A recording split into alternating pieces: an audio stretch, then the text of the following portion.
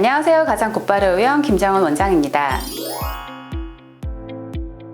건강을 위해서는 올바른 수면은 필수 조건입니다. 잠을 제대로 자지 못한다면 일상생활이 무너지는 만성피로, 무기력증 모두 올 수가 있고 면역 체계까지 떨어지게 되어서 질환에 쉽게 노출될 수가 있습니다. 이렇게 중요한 잠 푹 자기 위해서는 올바른 수면 자세가 필요합니다. 그렇기 때문에 이번 시간에는 허리 통증을 일으키는 여러 가지 질환에 따른 올바른 수면 자세에 대하여 알아보도록 하겠습니다. 첫 번째 허리 디스크입니다. 무릎에 베개 받치기. 디스크는 척추뼈 사이에 있는 추간판이라고 부르는 디스크 조직이 여러 가지 원인에 의하여 제자리에서 이탈하게 되고 신경을 누르면서 여러 신경학적인 질환뿐만 아니라 허리 통증을 유발하는 질환입니다. 만일 허리 디스크로 고통을 받고 있다면 똑바로 천정을 보고 누운 자세에서 무릎 밑에 베개를 받치면 허리 쪽으로 가해지는 압력이 줄어들게 되어서 허리 통증 또한 줄어드는 효과를 볼 수가 있습니다. 그리고 허리 디스크 환자에 있어서는 엎드려 자거나 새우잠을 자는 것은 모두 좋지 않습니다. 이것은 피해 주셔야 합니다.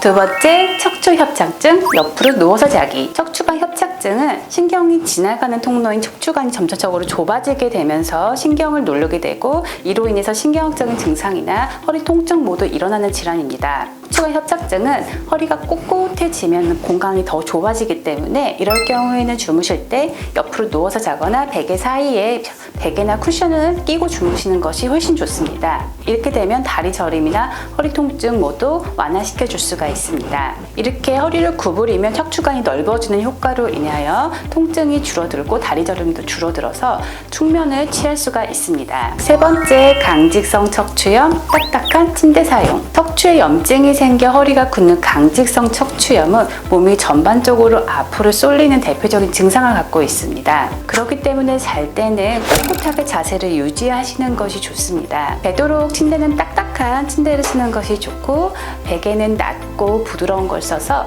몸의 배열이 잘 유지되게 하는 것이 좋습니다. 또한 강직성 척추염은 15분에서 30분 정도 엎드려 있는 것이 몸이 앞으로 쏠리거나 고관절이 앞으로 굽는 이상현상 등을 예방하는 데 큰 도움이 됩니다. 네 번째, 척추 전방 전이증, 배꼽과 다리 높이 비슷하게 놓기. 척추 전방 전이증은 아래에 있는 척추뼈보다 위에 있는 척추뼈가 앞으로 나가면서 척추의 배열이 흐트러지고 이로 인하여 다리 저림이나 허리 통증을 발생시키는 질환입니다. 뼈가 틀어져서 정렬을 이루지 못하기 때문에 옆으로 비스듬히 누워있는 게 조금 더 유리합니다. 이때 엉덩이와 무릎을 조금 구부린 자세를 유지를 하고 다리 사이에 쿠션을 껴서 어깨, 배꼽, 다리가 비슷한 높이를 유지하는 것이 통증 완화에 큰 도움이 됩니다.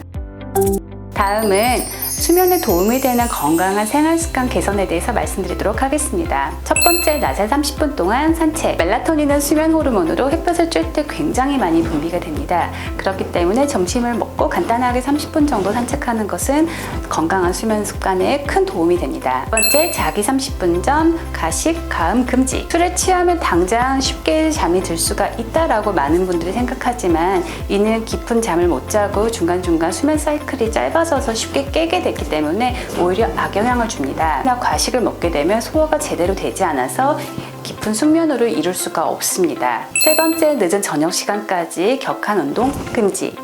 자신의 체력에 비해 굉장히 무리한 운동을 한다면 교감신경이 굉장히 많이 흥분이 되기 때문에 쉽게 잠에 이룰 수가 없습니다. 그렇기 때문에 격한 운동을 한다면 취침 3시간 전에는 끝내고 취침 전에는 간단한 스트레칭 정도 하는 것을 추천해 드립니다. 네 번째, 자기 전 스마트폰 사용 자제. 자기 전에 스마트폰의 사용은 멜라토닌을 억제하게 됩니다. 그렇기 때문에 모두 자제하셔야 합니다.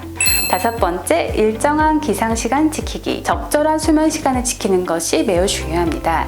반복되는 불규칙한 수면 패턴은 수면 장애를 일으킬 수 있기 때문에 늘 규칙적인 시간에 자고 일어나는 것을 매우 추천드립니다. 또한 늦게 잤다 하더라도 기상시간을 일정하게 유지하는 것이 훨씬 중요합니다. 오늘은 저와 함께 질환별로 올바른 수면 자세에 대하여 알아보도록 하였습니다. 허리에 통증이 있다면 내 질환이 어떤 것인지 파악을 하고 이에 맞는 자세를 취하는 것이 좋습니다. 무조건 침대 탓, 베개 탓을 하는 것보다는 내 질환을 정확하게 아는 것이 중요하기 때문에 병원 방문 주저하지 마세요. 새해에는 모두 숙면하세요. 진료는 올바로, 치료는 곧바로, 가장 곧바로 은혜였습니다.